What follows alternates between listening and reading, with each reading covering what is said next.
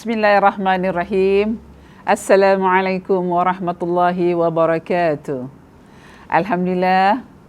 Alhamdulillahirabbil alamin. Assalatu wassalamu ala asyrafil anbiya'i wal mursalin wa ala alihi wa sahbihi ajmain. Allahumma salli ala sayyidina Muhammad wa ala ali sayyidina Muhammad. كما صليت على سيدنا إبراهيم وعلى آل سيدنا إبراهيم وبارك على سيدنا محمد وعلى آل سيدنا محمد كما باركت على سيدنا إبراهيم وعلى آل سيدنا إبراهيم في العالمين innaka hamidum majid. Bismillahirrahmanirrahim. Alhamdulillahirabbil alamin. Segala puji dan syukur bagi Allah Ta'ala, Tuhan yang maha pengasih lagi maha penyayang, Tuhan yang maha pemurah dengan segala limpahan rahmat dan kurnia-Nya yang sungguh luar biasa, yang terlalu banyak kepada hamba-hambanya. Selawat dan salam buat junjungan tercinta Rasulullah sallallahu alaihi wasallam, Nabi dan Rasul yang amat menyayangi akan umatnya, sehingga terakam dalam Al-Quran yang menyifatkan kemuliaan sifat baginda sallallahu alaihi wasallam.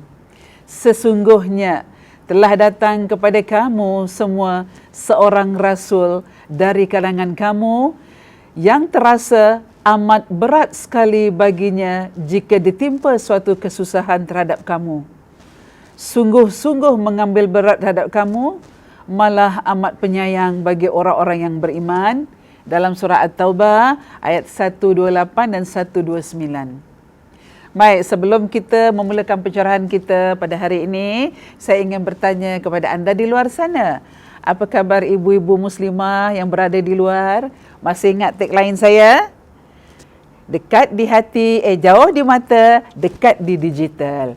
Hari ini kita bertemu kembali dalam kelas Taklim Muslimah, masih lagi membincangkan isu-isu semasa. Lagi-lagi sekarang kita akan menyambut bulan Muharram, bulan yang dinanti-nantikan oleh seluruh dunia. Ini yang dikatakan kalender baru dalam Islam. Baik, hari ini topik saya adalah hijrah kepada kebaikan. Kita mengambil satu topik tajuk yang ringkas, muhasabah dengan musibah. Muhasabah dengan musibah. So kalau kita kaji balik, insya-Allah ini mengingat kembali. Hari ini adalah 19 Ogos 2020 bersamaan dengan 29 Zulhijjah 1441 Hijriah.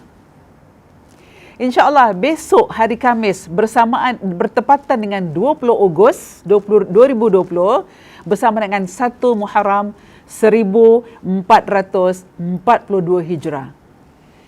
Usia kita menambah, usia kita meningkat, hijrah juga menaik. Berarti Rasulullah telah meninggalkan kita selama 1400 tahun lebih. Tapi pengajaran beliau, akhlak beliau, sunnah beliau, segala-galanya masih relevan hingga ke hari ini. Hingga ke hari ini. Jadi saya menghimbau kepada anda di luar, mari bu. Hari ini 19 hari bulan, insya-Allah petang nanti menjelang maghrib, rekod baru kita diturunkan oleh Allah ke bumi, ke dunia, dan rekod lama kita diangkat oleh Allah. Mudah-mudahan dengan peralihan, dengan pergantian rekod yang lama kepada rekod yang baru, mudah-mudahan tercatat rekod-rekod lama kita dengan segala amalan kebaikan yang Allah suka. Amalan kebaikan yang Nabi suka. Di penghujung ni masih ada berapa jam lagi ni? Mari kita muhasabah diri kita. Muhasabah diri kita dengan musibah-musibah yang berlaku sekarang ini. Bagaimana kita nak menerapkan diri kita dalam menghadapi musibah?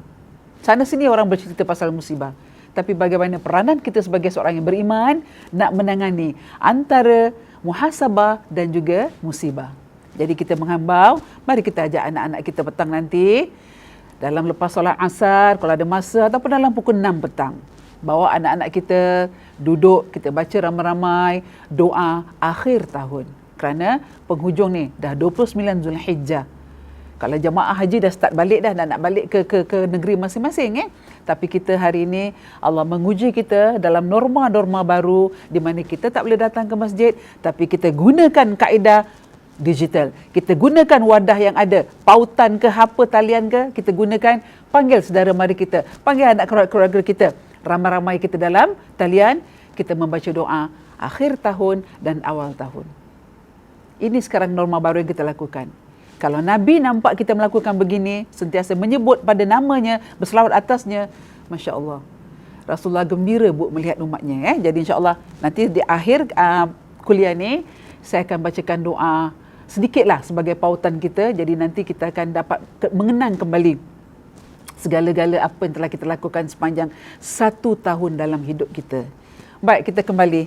Ibu-ibu yang dirahmati Allah, hijrah kepada kebaikan dengan tajuk Muhasabah dengan Musibah.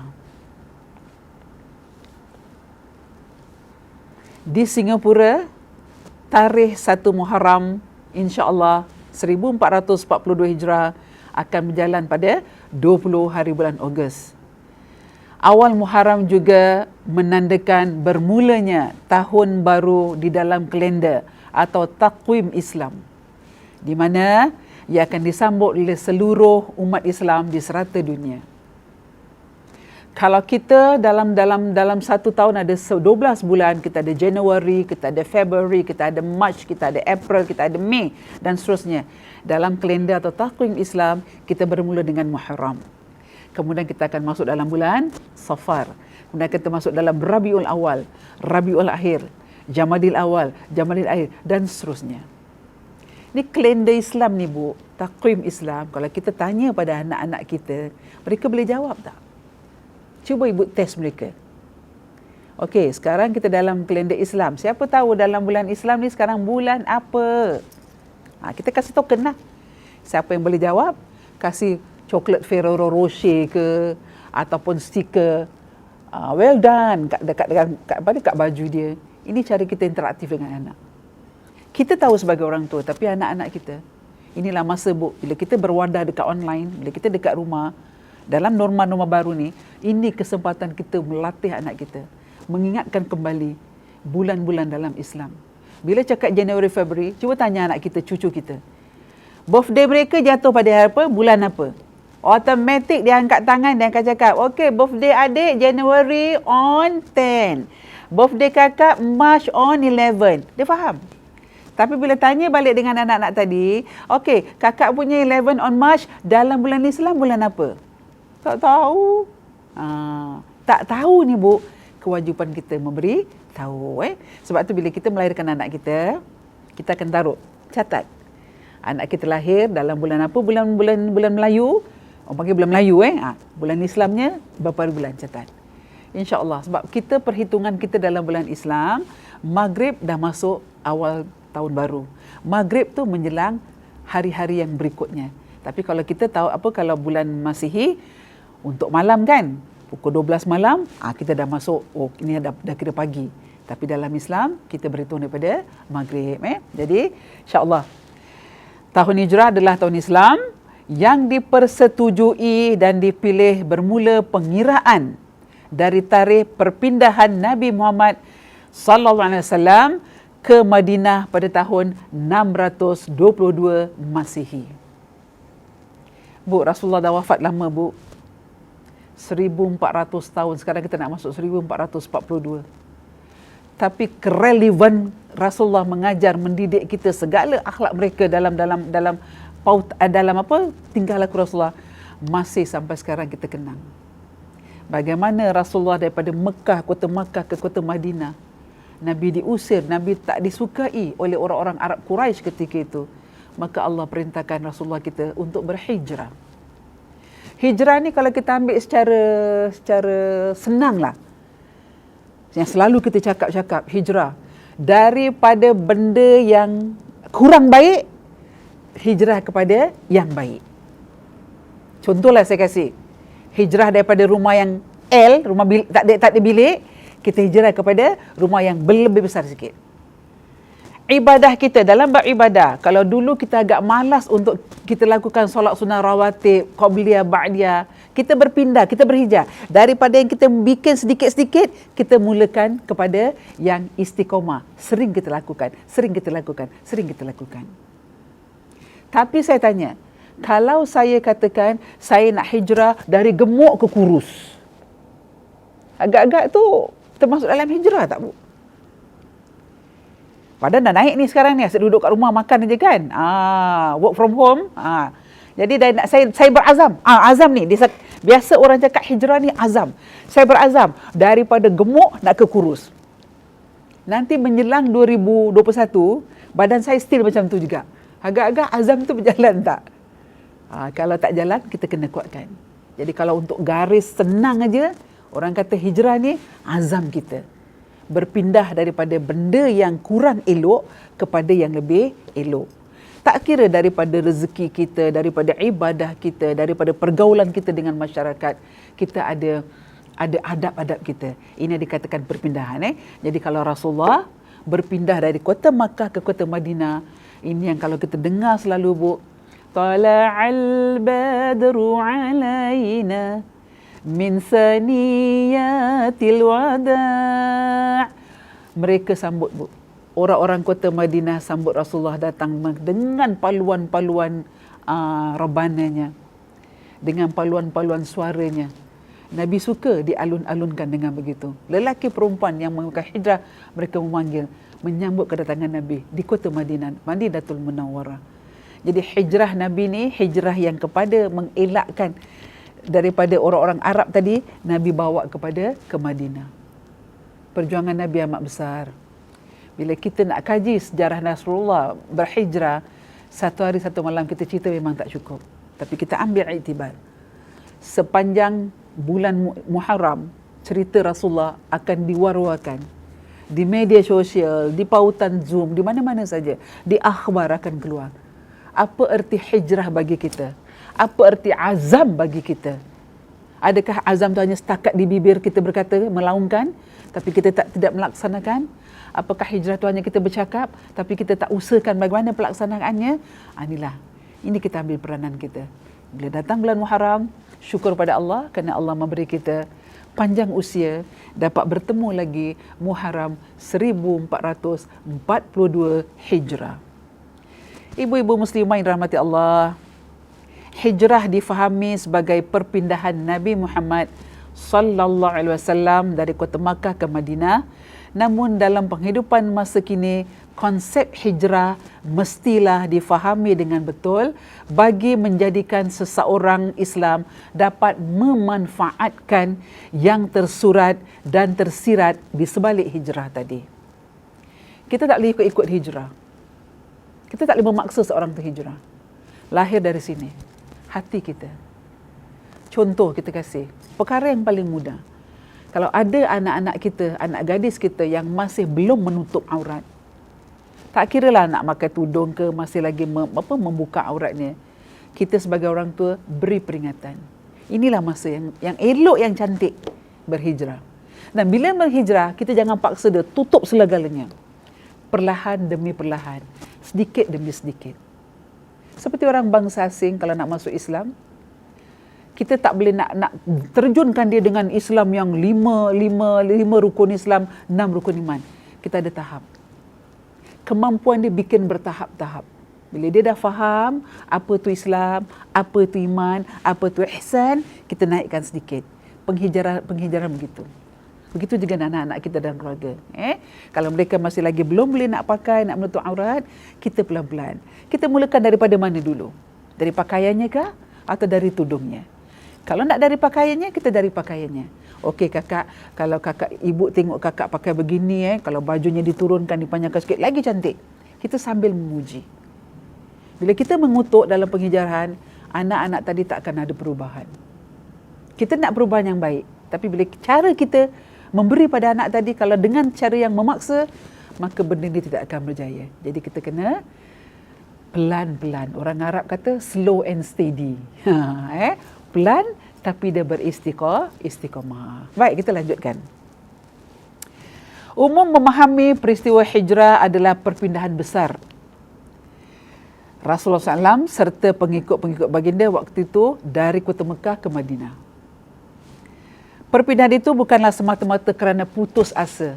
Nabi tak pernah putus asa dalam menyebarkan dakwah Islam. Nabi tidak pernah berputus asa dalam menyebarkan syiar Allah. Nabi sentiasa berusaha untuk umatnya. Sehingga Nabi wafat pun Nabi sempat memanggil ummati, ummati, ummati. Wahai malaikat, umatku, umatku, umatku. Di saat nak dicabut nyawa Rasulullah, Rasulullah masih ingat lagi, masih sayang lagi dengan kita. Dia sebut lagi nama kita. Umatku ya ma, umatku, umatku. Maka Allah beri jaminan. InsyaAllah. Jadi, apakah peranan kita? Kalau kita mengatakan kita cinta pada Rasulullah, kita sayang pada Rasulullah, buktikan. Bukan setakat di bibir kita berkata, saya cinta Rasulullah, saya sayang Rasulullah.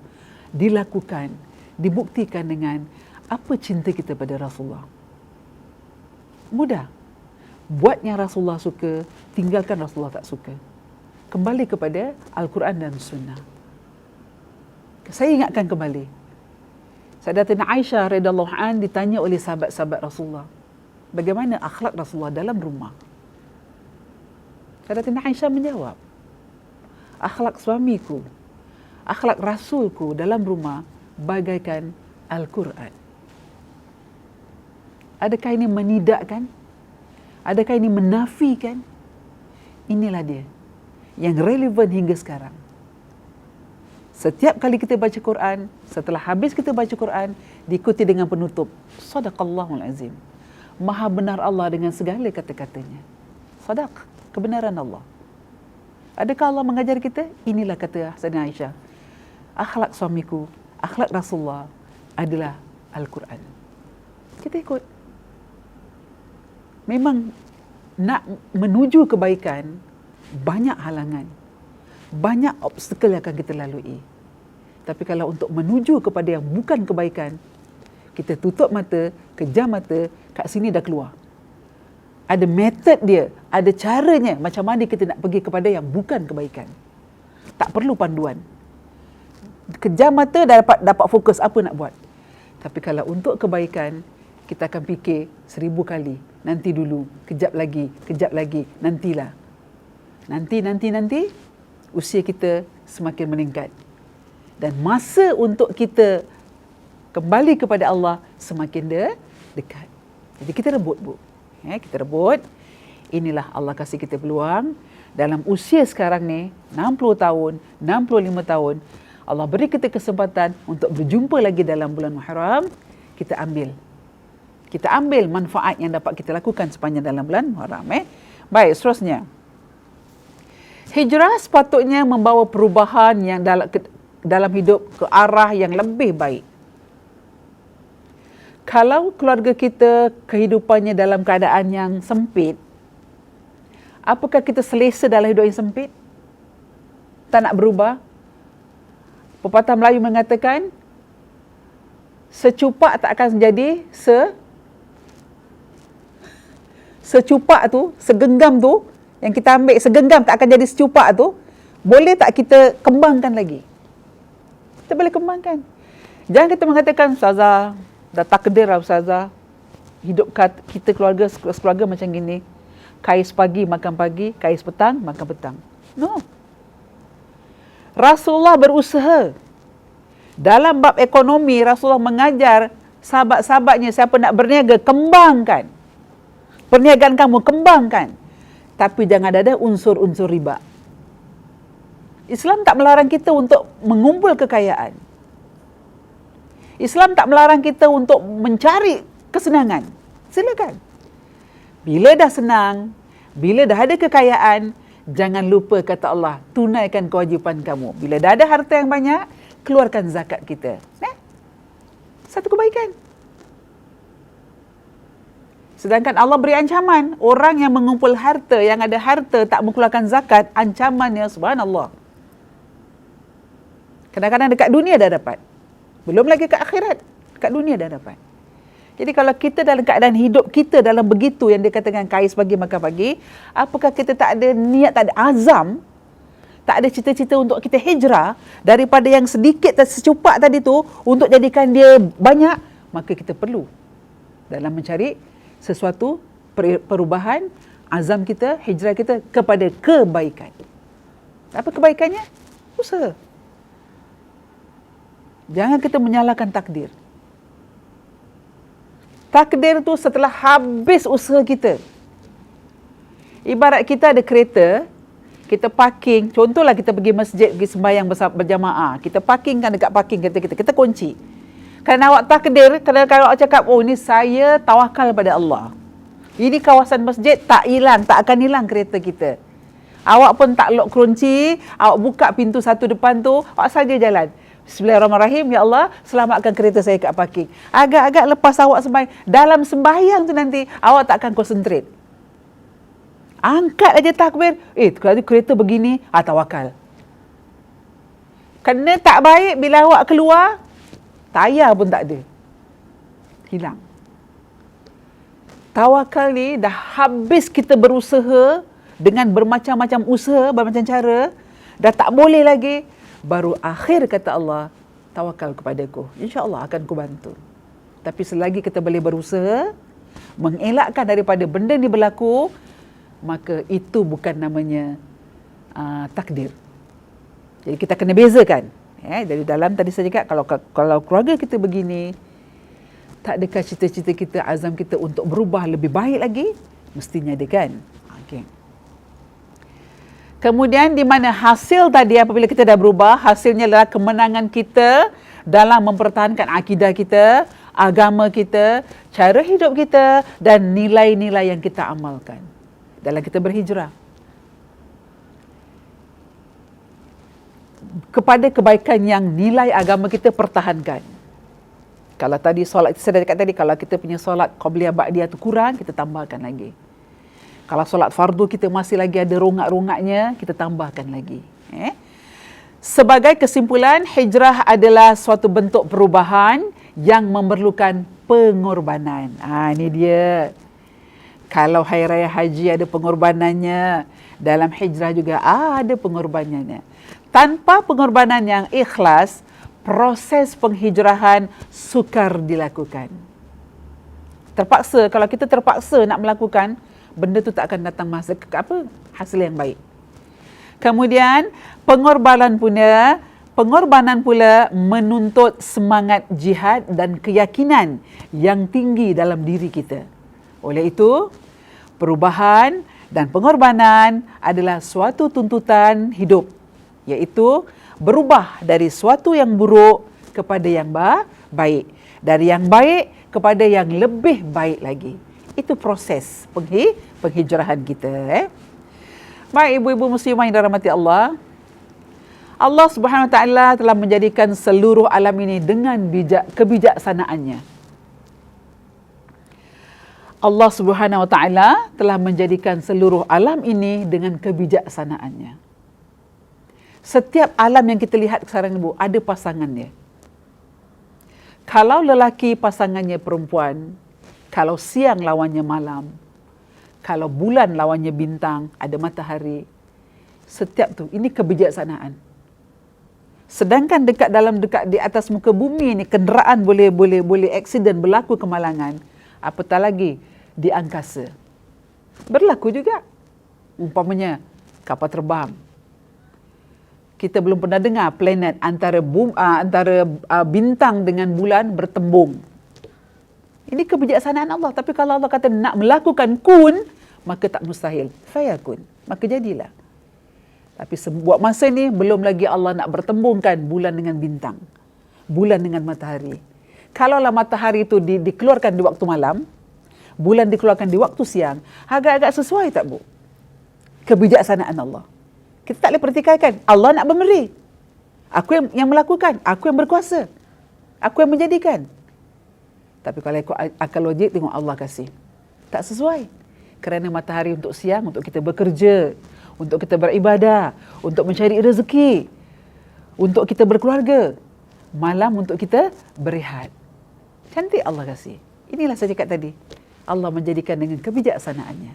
Seterusnya, Allah Maha mengetahui apa yang tersurat maupun yang tersirat. Rahsia. Kita tak tahu apa yang berlaku. Rahmat Allah. Di sebalik tu apa? Sekarang musibah ni kita berlaku COVID. Kita tak tahu di sebalik tu. Tapi bila kita dah duduk 3-4 bulan, dah mengalami benda-benda macam ni, dah dapat pemutus rantaian, dah dapat hikmah. Banyak hikmah yang kita dapat. Terutama dalam keluarga kita. Ini semua kebijaksanaan Allah. Seterusnya. Kemudian diperintahkan oleh Allah untuk tetap mengabdikan diri dengannya. Tetap mengabdikan diri. Semua ini akan dipersoalkan di hari kiamat nanti, begitu juga dengan aturan alam ini. Segala berada dalam pengetahuan dan kekuasaan Allah SWT. Kita akan dipertanyakan. Kita bernafas, sepanjang kita bernafas, berapa tahun Allah kasih kita hidup, apa kamu lakukan? Rezeki yang aku kasih kepada kamu, apa kamu buat? Ke jalan mana? Kaki yang diberi, ke mana tujuannya? Mata yang diberi, apa fungsinya? Ini Ibu. Allah akan pertanyakan. Sebab ini hak dia. Yang tersirat, yang tersembunyi kita tak tahu. Tapi besok di Yaumul Mahsyar, Allah akan tanya balik. Ini saya kata tadi, muhasabah diri kita dengan musibah. Kita kaitkan balik. Baik jamaah dirahmati Allah, seterusnya. Setiap masalah atau ujian yang muncul pasti akan ada jalan penyelesaiannya. Laut mana yang tidak bergelora, bumi mana yang tidak ditimpa hujan. Ini pepatah Melayu mengatakan. Lautan mana yang tidak bergelora? Kita selalu cakap, lautan yang tenang, air yang tenang, jangan disangka tak ada buaya. Ada buayanya. Jangan dikacau air tenang tu. Berkocak nanti dia akan naik ke atas. Kemudian, bumi mana yang tak ditimpa hujan? Setiap bumi yang Allah jadikan, pasti akan turun hujan. Akan basah bumi itu dengan hujan. Jadi setiap masalah atau ujian, pasti ada jalan keluarnya. Cuma jalan keluar tu bagaimana cara kita mengatasi masalah tadi. Untuk mencari jalan keluarnya. Ungkapan ini menunjukkan kepada keadaan hidup kita yang sentiasa akan ada ujian dan cubaan. Hakikatnya, bagaimana kita menghadapi ombak dan gelora itu. Nelayan pandai tengok musim. Bila dia nak menangkap ikan, hari ni cuaca. Cuaca ada kaitan dengan laut. Kalau cuaca okey, lautnya okey, mereka akan pergi sama-sama untuk mencari ikan. Tapi kalau tengok cuaca tak okey, lautan bergelora. Kalau lautan bergelora, ini menandakan bahaya akan menimpa kita. Ini yang dikatakan muhasabah dengan musibah. Seterusnya, musibah yang kita hadapi akan menyerlahkan warna sebenar diri kita. Sama ada di hadapan manusia lain atau di hadapan Allah Subhanahu Wa Taala. Justru musibah itu kayu pengukur yang boleh kita nilai hampir hubungan kita dengan Allah. Jadi musibah itu sebagai kayu ukur kita untuk menilai sejauh mana kemampuan kita kepada dengan Allah Subhanahu Wa Taala. Ketergantungan kita. Kalau Allah kasih kita ujian, maka kita semakin hari semakin dekatkan diri pada Allah. Bu, Allah tak akan turunkan tangan kita yang berdoa kepada Allah setiap hari ini dengan tangan kosong. Pasti Allah memberi. Walaupun tak banyak, sedikit dia pasti. Kerana kita bersungguh-sungguh memohon pada Allah. Saya katakan kita ketuk pintu Allah. Ya Allah, ya Tuhanku. Dalam kita berdoa minggu lepas, kan saya kata dalam berdoa tu kita kena tunduk, jangan tinggikan suara, betul-betul angkat, merintih, merayu pada Allah. Dalam kita ditimpa musibah begini, kita merayu, Allah akan kasih. Sebab Allah yang menjadikan penyakit ni. Allah yang memberi penawar dia. Cuma kita kurang sabar. Kurang prihatin dalam perkara ini. So, bila kita kurang sabar, timbul masalah emosi kita. Bisa timbul masalah emosi, jadi marah-marah. Adakah kita akan marah penyakit ni? Sedangkan Allah yang menguji kita. Justru kita kembali kepada Allah. Saya katakan, dengan musibah tadi, menjadi kayu ukur kita. Sejauh mana pendekatan kita kepada Allah Subhanahu Wa Taala. Jika hati kita tenteram, sabar dan redha dengan musibah, ia menunjukkan bahawa kita telah ada rasa cintakan Allah Subhanahu Wa Taala. Bila kita redha, hati kita tenteram, hati kita tenang, betul-betul kita cool, ya Allah, ini adalah pemberian-Mu, ya Allah, aku terima. Mudah-mudahan penyakit ini cepat beralih, cepat diangkat oleh-Mu, ya Allah. Bila kita ada redha, tenteramkan hati kita, berhijrah tu. Daripada hati yang resah, gelisah, yang tadi marah-marah dengan ujian, kita redakan dia, berarti kita dah hijrah. Sedikit demi sedikit, hijrahkan hati kita. Nak hijrah hati ni bukan mudah. Hijrah hati adalah hijrah yang paling baik. Yang sebaik-baiknya, hijrahkan dulu hati kita. Hati ni jangan bercabang. Saya pernah katakan, dalam hati kita, ada segumpal daging dalam tubuh badan kita. Kata Rasulullah, kalau kita tak jaga dengan baik, dia akan hancurkan kita. Sahabat bertanya, apakah itu ya Rasulullah? Itulah dia, hati, qalbu kita. Dia sekarang tengah bersih. Jangan kita dotkan dia. Jangan kita rosakkan dia dengan tanda-tanda hitam sedikit. Ibarat kita macam cucuk-cucuk. Satu dot kalau lama-lama kau dah banyak, dia dah menebal dalam hati kita. Untuk berubah kepada kebaikan, makan masa.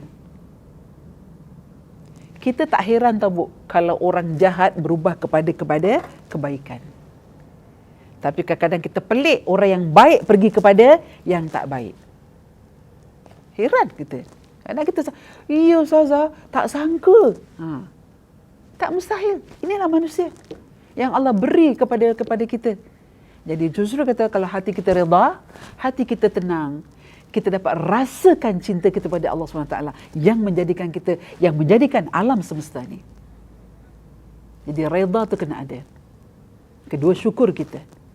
Ada redha, ada syukur, kita akan jadi insan yang betul-betul istiqamah pada Allah. Tapi kalau dua ni tak ada, tapi awak sambil lewa, maka kekerasan hati akan menebal dan akan menutup segala pintu-pintu kebaikan kita kepada Allah SWT.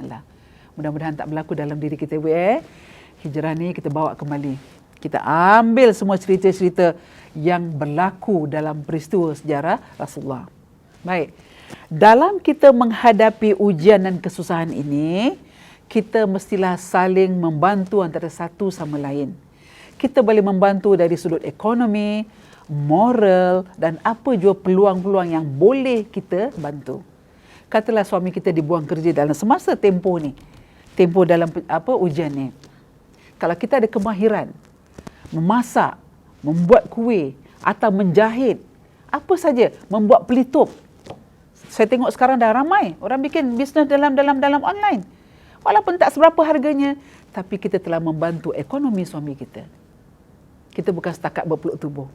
Kalau anda baca surat khabar hari Minggu, ada satu muslimah dah bingung dengan pekerjaan tak ada, dia gubahkan satu kotak, bikin kotak hadiah.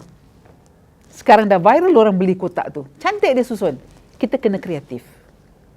Kita tak boleh mengharapkan bulat datang bergolek, pipih datang melayang. Kita kena usaha. Jadi kalau kita ada kemahiran, ada kepandaian, kita buat. Walaupun kuih-kuih yang kecil, biskut-biskut, cookies ke apa. Tapi kalau itu ilmu kita bawa kepada online, orang dah rasa, kita dapat membantu. Satu penghijrahan. Daripada ekonomi yang tadi suami dibuang kerja, dapat bantu suami, maka ekonomi tadi berterusan. Hijrah juga namanya. Kepada kebaikan. Menolong suami kita. Baik. Hadis mengatakan, yang artinya, atas setiap orang Islam perlu sedekah. Mereka bertanya, wahai Nabi, bagaimana yang tak ada? Kita kadang-kadang nak sedekah tapi tak ada, tak punya. Sahabat bertanya. Maka Nabi, sabda Rasulullah, hendaklah dia beramal dengan usahanya. Lantas, dia dapat manfaat bagi dirinya dan bersedekah. Kemudian sahabat bertanya lagi, jika tak mampu nak sedekah, tak mampu nak beramal dengan baik, apa lagi Rasulullah boleh kami lakukan? Maka Nabi bersabda, hendaklah beri pertolongan kepada umat yang memerlukan. Beri pertolongan. Kemudian mereka bertanya lagi, kerana hendaklah dengan amal yang ma'ruf. Jangan amal tu amal yang tak baik lah. Ma'ruf tu baik kan? Kita memberi amal yang baik. Tolong. Kalau ada keluarga kita yang memang dalam kesempitan keuangan, kalau kita memang ada rezeki Allah, kita bantu. Tak dapat membantu dengan keuangan, bantu dengan sedikit makanan kita beri. Tak dapat dengan keuangan, ada tulang pak kerat, apa yang kita boleh bantu dengan dia. Sekarang kita diperbolehkan untuk bertemu kan, dalam kalau satu ruangan tu dalam 10 orang, okey kita bantu. Bantu untuk apa? Mungkin bersihkan rumah kalau rumah orang-orang tua. Kita bantu. Ini pertolongan. Akhirnya kata Rasulullah, maka hendaklah dia beramal dengan ma'ruf dan menahan daripada kejahatan. Kerana sesungguhnya baginya itu semua sedekah. Yang dia buat baik, yang dia bersedekah, yang dia membantu, yang dia merupakan sedekah. Sedekah ni bukan berupa keuangan. Bukan berupa penanganan. Pertolongan. Nasihat pun sedekah, Bu. Ada kawan ditimpa musibah, ada masalah rumah tangga, katalah. Walaupun kita tak pandai nak beri nasihat, tapi bukan nasihat. Sama-sama mendengarkan. Kita meminjamkan telinga kita kepada mereka yang bermasalah dan merupakan sedekah. Kita dengarkan, apa masalah anda? Okey, saya tak mampu nak memberi kata-kata yang motivasi, tapi saya pinjamkan telinga dan mata saya. Mata saya untuk melihat awak, telinga saya untuk mendengar masalah awak. So bila kita pinjamkan dua benda ni, maka kata Allah, itu merupakan sedekah yang telah kita beri kepada orang tadi. Nampak? Alangkah indahnya Islam tu. Tidak berunsur kepada makanan atau keuangan. Tapi dengan kata-kata, dengan kata motivasi, kita membangkitkan lagi semangat dia.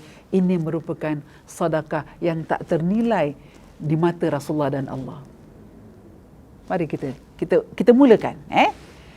Baik, seterusnya saya ingin mengambil kesempatan lah dalam bab ini, dalam bab hijrah ni, kesempatan kita, mari Bu, kita mengucapkan syukur pada Allah dan terima kasih kepada mereka-mereka yang dengan yang front line, baik di hospital, baik di mana, yang telah berusaha, yang membantu kita dalam mengekang penyakit-penyakit yang dalam ujian Allah ni. Tanpa mereka yang front line tu, orang-orang yang kat depan yang memang membantu tu, kalau tanpa dia, Singapura sekarang tak lepas daripada penyakit ini. Alhamdulillah sekarang kita dah start turun kita punya COVID kita. Dah kurang daripada 100, dalam 80-an, 70-an, dah start menurun. So apa pun yang berlaku dalam penurunan ini, kita sebagai masyarakat Islam tetap mengambil waspada dan berjaga diri.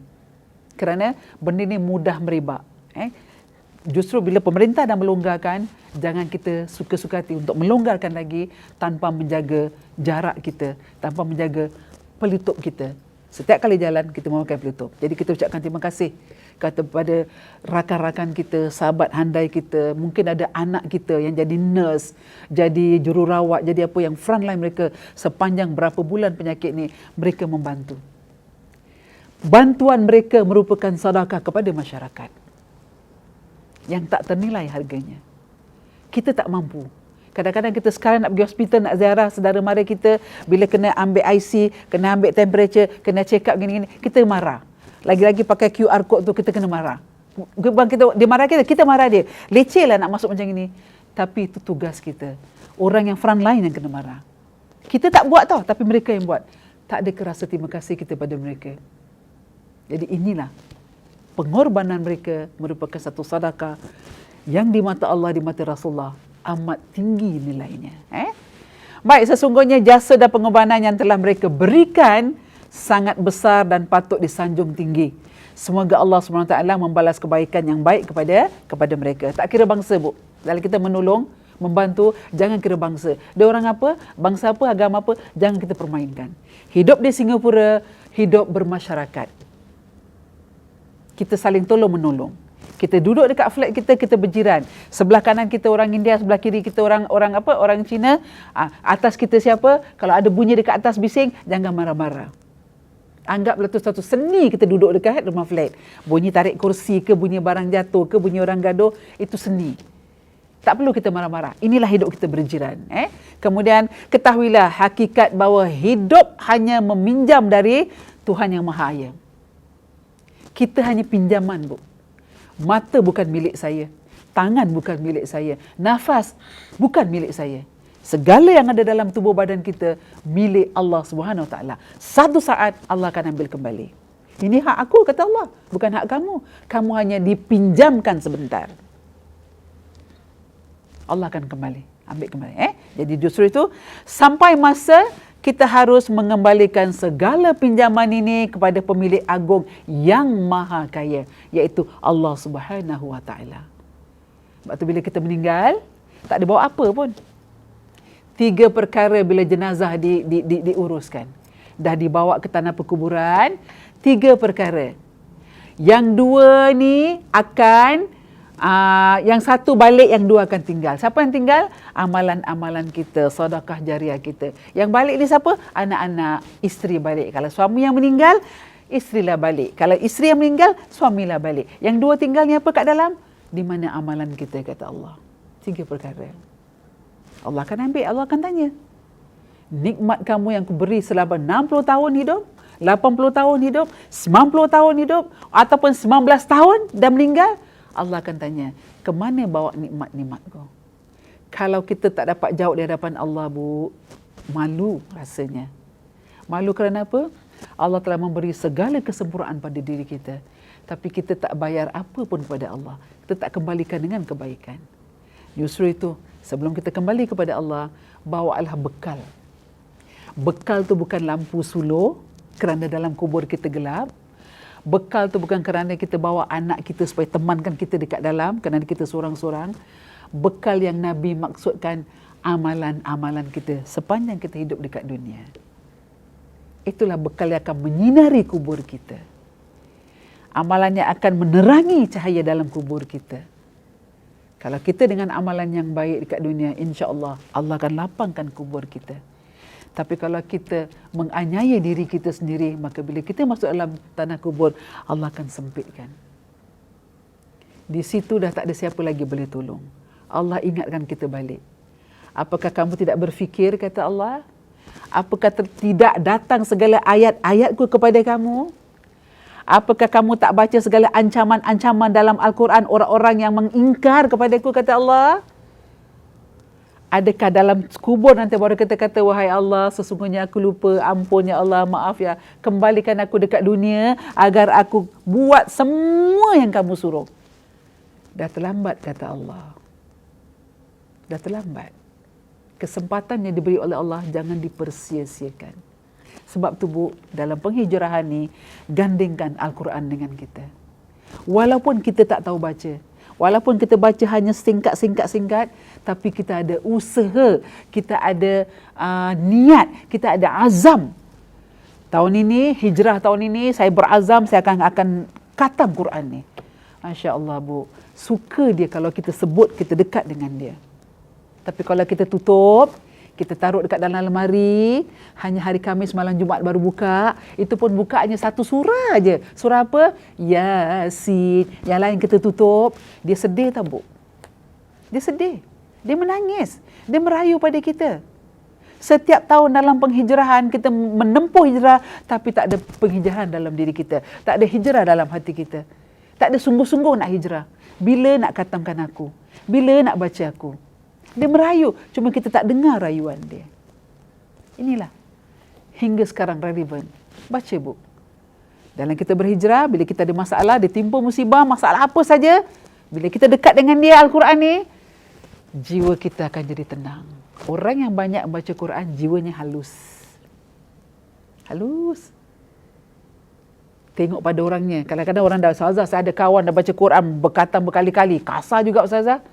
Itu cara dia bawa lah. Dia tak menghayati isi Al-Quran. Belajar, baca, menghayati, sampaikan. Bila dah sampaikan, insya-Allah sesuai. Orang yang baca Quran, jiwanya akan jadi jiwa yang halus. Seni ni, Bu. Kata-kata Allah ni seni dalam Al-Quran ni. Kalau awak pandai mentafsirkan, awak akan baca. Kalau tak melilih air mata, dalam 1 baris ayat je, berarti hati kita lagi keras. Allah minta kita baca Quran, kalau dah setiap kali baca Quran, menitiskan air mata. Kerana banyak azab-azab Allah dalam Al-Quran ni. Ayat-ayat tentang azab. Okey, baik. Seterusnya, Allah berfirman Maksudnya, sebenarnya apa yang ada pada kamu akan habis dan hilang lenyap. Dan apa yang ada di sisi Allah tetap kekal. Dan sesungguhnya kami membalas orang-orang sabar dengan memberikan pahala yang lebih baik dari apa yang mereka telah kerjakan. Dalam surah An-Nahl ayat ke-96. Kita dah tahu hidup akan mati. Setiap yang hidup akan mati. Yang mati akan berganti balik. Kalau yang ini meninggal, okey, Allah gantikan. Ada orang lagi. Setiap kat dunia ni, setiap satu saat dalam dunia ni, berapa ribu bayi dilahirkan. Ini Allah ganti. Ini maksudnya. Yang hidup akan meninggal, yang meninggal akan digantikan oleh Allah. Bergantikan maksudnya kelahiran. Dalam satu saat, satu detik tu, satu dunia, berapa ribu bayi dilahirkan. Ini penggantian Allah. Untuk mengganti yang telah tiada. Jadi, segala-galanya hanya Allah yang kekal. So, bila kita dengar Allah yang kekal, lawannya bakak kan? Bakak tu apa? Binasa. Kalau Allah yang kekal, kenapa kita tak rebut kekal tadi tu? Untuk perjalanan kita di kampung akhirat, kampung terakhir dalam kehidupan kita. Baik, seterusnya. Hijrah itu pengorbanan, iaitu mengorbankan kehendak hawa nafsu yang tidak bertepi. Sekali lagi, hijrah itu pengorbanan, iaitu mengorbankan kehendak hawa nafsu yang tak bertepi. Kita hakiskan, tangkis tu semua. Benda-benda yang tak bermanfaat kita jangan ambil lagi. Kembali kepada hijrah kita. Yakin, istiqamah, betul-betul berazam. Kalau saya berazam nak khatam Quran, istiqamah dalam membaca. Habis sembahyang zuhur kita baca. Tak dapat satu page ni, Bu, tak dapat satu page, kita dibenarkan baca satu baris ayat. Ibarat kata orang tua-tua kita, sikit-sikit lama-lama jadi bukit. Berakit-rakit dahulu, bersusah-susah kemudian, bersakit-sakit dahulu, bersenang-senang kemudian. Senangnya bila, Bu? Dah dapat khatam, jiwa kita lega. Awak akan cerita dengan kawan, Ja, kita Alhamdulillah, sepanjang kita hijrah ni, kita dapat khatam awak. Kawan kita tanya, Ajar umur berapa? Kita umur 80. 80 baru khatam. Kadang-kadang orang cakap macam ni. Tapi tak apa, jangan mengecilkan hati, jangan menyendirikan diri. Kita berjaya. Kerana azam kita telah tercapai. Kita dah janji dengan Rasul nak berazam khatam Quran, dah tercapai. Walaupun dalam usia 80 tahun. Tak mustahil. Usaha kena ada. Kalau janganlah kita cakap 80 tahun baru khatam, kita dari kecil 4 kali kita khatam. Tak apa. Jangan, yelah kita dulu tak tahu. Jangan menyalahkan diri kita. Sebab kita tak nak usaha mencari. Jadi tadi saya cakap, daripada hawa nafsu tu, kita ketepikan sikit.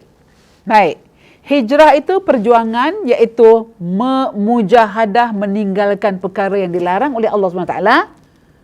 Bukan mudah. Namun, tidak harus menyerah kalah dan lelah. Jangan mudah kalah. Jangan kita macam anggang anti ayam lah. Mula-mula berkobar-kobar. Semangat. Lama-lama pertengahan kendor terus tak buat. Jangan. Biarlah kita sedikit. Nabi suka pada yang sedikit tapi dia tetap istiqamah, maintain aja. Sentiasa kita lakukan. Baik, hijrah daripada kebatilan kepada kebenaran. Hijrah kepada kegelapan kepada cahaya. Hijrah daripada penindasan kepada keadilan. Hijrah daripada perpecahan kepada kesatuan. Ini motif kita. Jadi insya-Allah besok sama-sama kita sambut awal Muharram. Selamat tahun baru daripada saya. Mudah-mudahan kita teruskan amal ibadah kita. Jangan putus asa. Allah melarang hamba-Nya berputus asa. Nabi pun tak suka tengok hamba-Nya lemah, lembik, lemau. Islam bukan macam tu. Islam tu cergas. Jangan kita macam berpuasa lah. Puasa lembik, lemah. Belum tanya, kenapa? Puasa. Puasa apa? Ramadan. Nak angkat beg pun tak larat. Tapi bila dalam puasa, anak ajak pergi gelang, laju. Gimana? Gelang. Kata puasa. Tak sakit. Yang sakit pun jadi tak sakit je. Kerana nak berjalan pergi ke gelang. Inilah sifat manusia. Jadi kita rebut peluang. Selagi Allah kasih kita usia ni sekarang ni, dalam 60 tahun, 70 tahun, kuatkan semangat. hijrah, kembali kepada Rasulullah. Bagaimana perjuangan Rasulullah, ambil iktibar. Kemudian pantun Muharram dari saya. Ada pantun. Saya suka orang pantun. Sebab saya orang lama-lama. Saya ada generasi merdeka. Awal Muharram menjelma lagi, mengatur azam di tahun baru. Panjang umur, murah rezeki, moga sihat, ceria selalu. Menjelma lagi tahun baru, penyatuan ummah, jiwa raga. Muharram membuka lembaran baru, tingkatkan amalan menuju syurga. Baik, terakhir. Siapa boleh jawab pantun saya? Kita jawab pada minggu depan. Dari Mekah ke kota Madinah, umat Islam melakar penghijrahan. Hijrah lambang perpaduan ummah, bersatu hati membentuk perpaduan.